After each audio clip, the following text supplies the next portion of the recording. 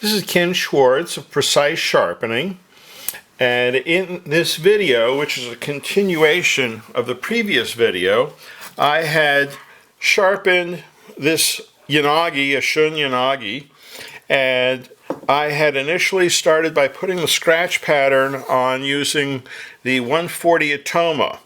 Unfortunately, the tape ran out, so I had begun sharpening on here, and I'll continue to do so. I had already soaked the stone, which soaked fairly quickly, and I'll continue on.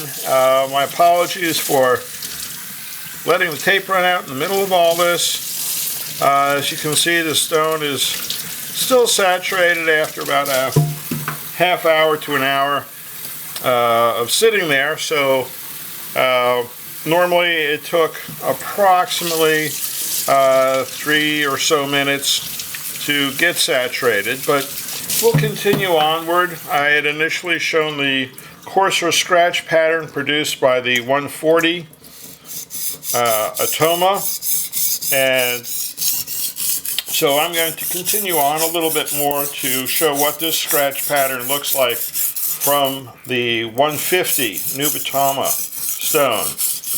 Now, you might say, well, 140, 150, they're kind of close. Why would you bother? Well, the diamond scratch patterns for a given grit tend to be somewhat coarser, and as you approach the edge and get a burr, which we specifically did not do with the diamond lapping plate, now we go on to using the 150 Nubatama, and what this does is it converts the scratch pattern from what I would call a diamond scratch pattern, which tends to be a little bit more likely to produce chipping, particularly so on single beveled knives that are properly ground, to a stone type finish.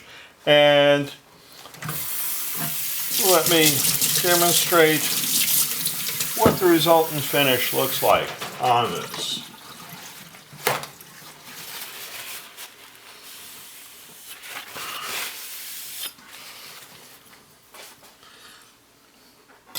So if we look at the resultant finish, we now have largely removed that extremely coarse scratch pattern that we got from the Atoma and have a much finer scratch pattern. Again, it's a 150 grit, so it's not a specifically very fine scratch pattern, but considerably more so. We do have a slight bit of burr beginning to form, so when you do get some burr on the back side, it's good to gently remove it, and even at these coarser grits, you put it flat on the stone and very lightly and laterally go across